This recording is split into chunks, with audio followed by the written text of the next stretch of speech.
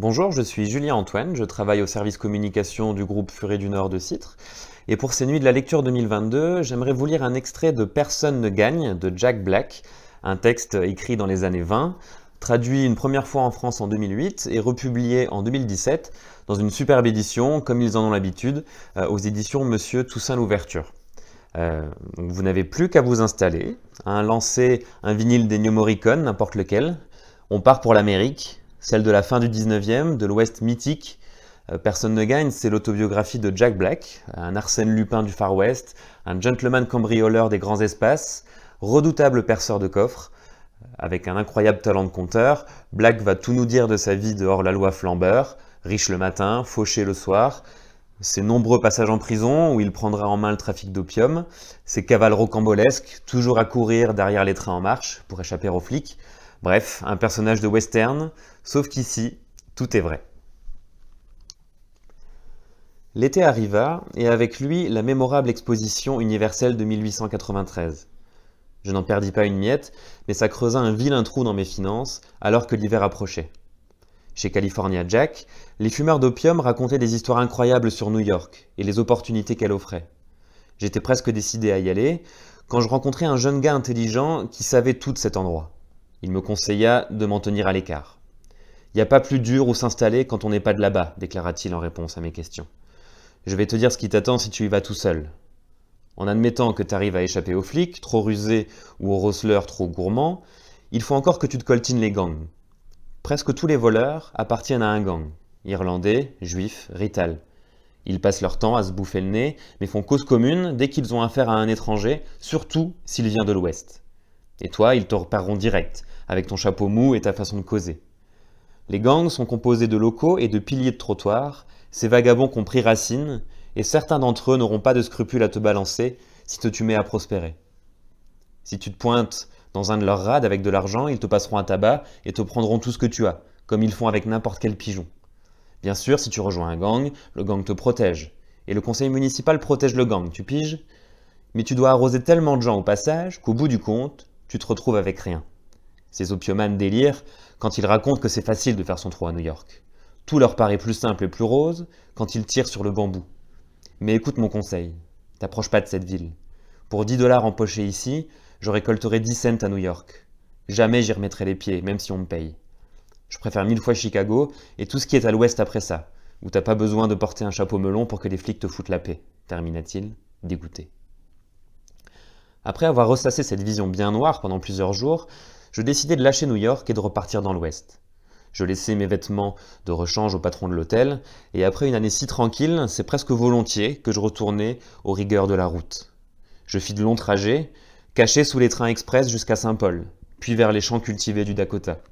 Des milliers de journaliers partaient avec leur salaire en poche, et une horde de yègues, des perceurs de coffres, voleurs, joueurs et femmes de petite vertu, les assaillaient de toutes parts. Les plus prudents et expérimentés d'entre eux échappèrent au danger en s'achetant un billet pour le premier train venu. Mais les autres allaient titiller leur chance au jeu de hasard et se faisaient tondre, ou bien tomber dans leurs griffes des yègues et se faisaient plumer. Les saisonniers étaient surnommés bleus ou traîne savate, et dérober ce qu'ils avaient si durement gagné, c'était le plumage. Les cheminots faisaient des affaires juteuses en transportant les bleus dans les wagons de marchandises pour 1 dollar par tête. Les yègues étaient de mèche avec les serfrins, qui les laissaient monter détrousser les gogos et les forçaient à sauter en marche entre les arrêts. Le temps qu'ils atteignent la gare suivante et racontent leurs mésaventures, le train était déjà loin, le butin partagé avec les cheminots, et les yègues à une convention en sécurité dans une jungle du coin. Après plusieurs années, les bleus se mirent à acheter des billets de train et la rentable industrie du plumage s'arrêta. Je prenais mon temps pour voyager, pas vraiment sûr de savoir quoi faire ni où aller. Je croisais beaucoup de gens qui m'avaient vu sur la route avec Georges et leur racontais sans hésiter sa fin tragique et ma fuite. Cela me conféra un certain prestige, j'étais désormais un Stetson, ce qui dans le jargon de la route signifie qu'on est exceptionnel. J'étais jeune et naturellement bouffi d'orgueil. Je pris un air entendu, mystérieux, à parler peu et à ne fréquenter que les chevaliers de la route les plus en vue. Un matin, alors que je sortais dans la rue à Great Falls, une bise glaciale me rappela que l'hiver était là. J'étais presque fauché, et craignant de devoir affronter le froid rude du Montana sans argent, je me hâtai de rejoindre la côte. J'allais vers le nord, et traversai Lethbridge, de l'autre côté de la frontière canadienne, direction Calgary. Là, je bifurquai vers l'ouest, en prenant le Canadian Pacific pour Vancouver, où j'espérais passer la saison. La neige était tombée sur la chaîne de montagnes Sell Creek, bloquant les trains pendant des jours et rendant la vie sur la route compliquée et désagréable. J'avais si peu en poche qu'il était hors de question de me prendre un billet. Hors de question aussi de me glisser sur les essieux, je ne voulais pas mourir de froid.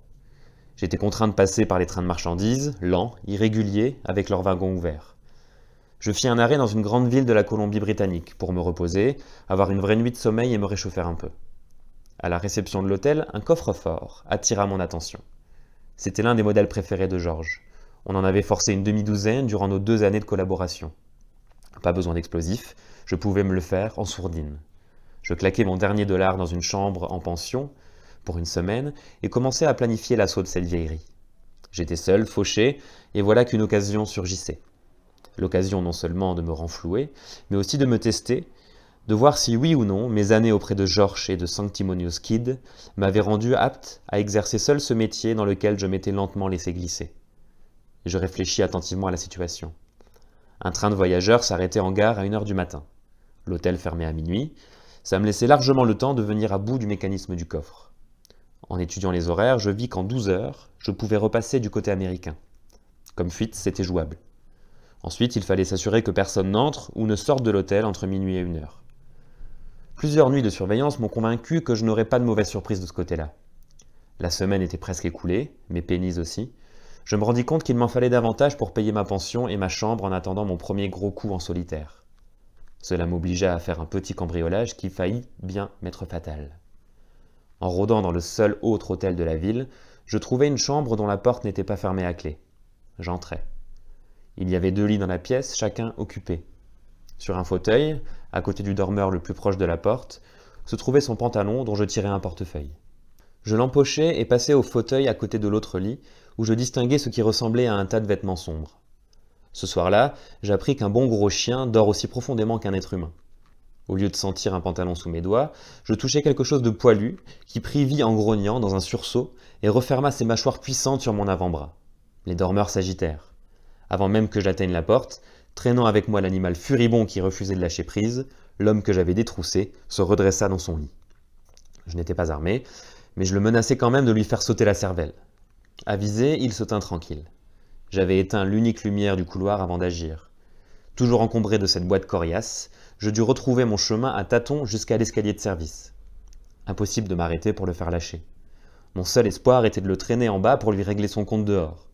Devant les marches, son poids et ses mouvements brusques me firent perdre l'équilibre, et on roula jusqu'en bas de ce sombre escalier. Dans notre chute, il faiblit, puis laissa échapper sa prise sur mon bras. Il se remit sur ses pattes et décampa dans la ruelle en poussant des glapissements aigus. Je me relevai et partis en courant dans la direction opposée. Une fois dans ma chambre, je fis le point. L'animal ne m'avait pas blessé et j'avais mis la main sur de quoi tenir une semaine de plus. Je décidai de m'installer dans une petite pension où je pris une chambre à la nuit. Comme locataire en transit, je pouvais partir n'importe quand sans éveiller les soupçons. J'étais curieux d'en savoir plus sur le chien avec qui je m'étais colleté, je retournai à l'hôtel pour le trouver. Un soir, que je prenais un verre au bar, j'entendis un grognement sourd et menaçant, et d'un coup d'œil dans le grand miroir derrière le comptoir, je vis un gros husky dressé sous une table de jeu.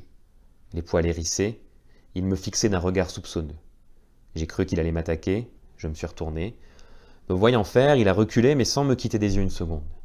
L'endroit était bourré de buveurs et de joueurs, et personne ne sembla remarquer son comportement.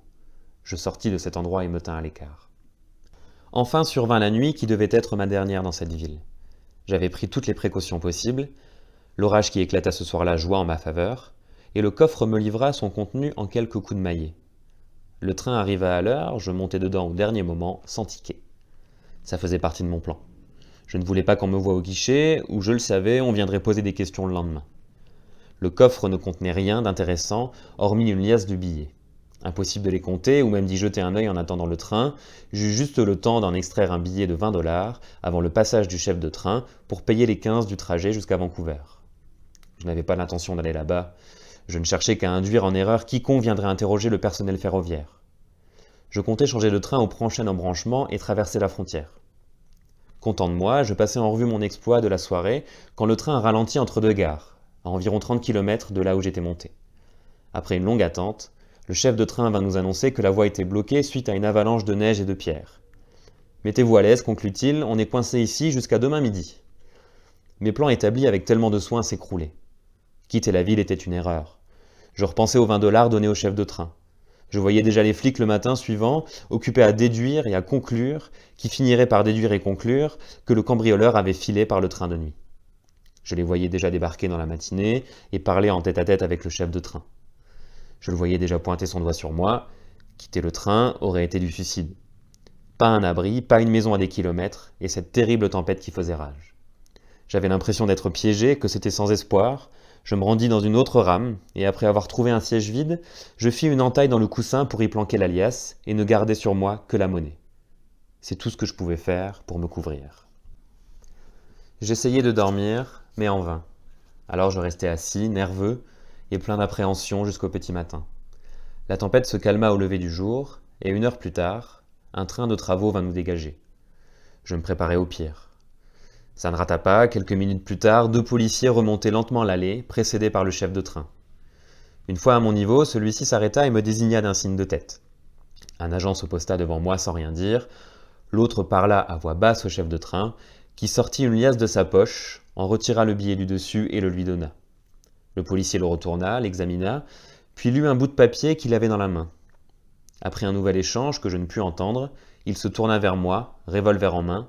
« Passez-lui les menottes, monsieur Stevens, » ordonna-t-il à son collègue. « C'est notre homme. » Je protestai avec véhémence et repoussai monsieur Stevens, exigeant une explication. « Au nom de la reine, je vous arrête. Tout ce que vous direz sera retenu contre vous, » débita-t-il. « Je vous conseille de ne pas résister. Nous n'hésiterons pas à faire usage de la force. » À ces mots, il agita son gros flingue chargé dans ma direction. Je me rendis. Ils m'ont conduit jusqu'au wagon à bagages, m'ont ôté chaussures et vêtements, et ont inspecté tout ça de près, prenant tout leur temps, sans rien trouver de compromettant. Quand la voie fut déblayée, le train repartit, emportant avec lui mon butin toujours planqué dans un siège. Je me félicitai de m'en être débarrassé. Ils me ramenèrent dans la ville que j'avais quittée de manière si suspecte la nuit précédente, et me jetèrent en prison, sans me dire de quoi on m'accusait. Voilà, je viens de vous lire un extrait donc, de Personne ne gagne de Jack Black, un livre absolument génial que je vous invite à découvrir en intégralité donc dans nos librairies de Citre et Furet du Nord, ainsi que sur nos sites web de Citre.fr et Furet.com. À très vite.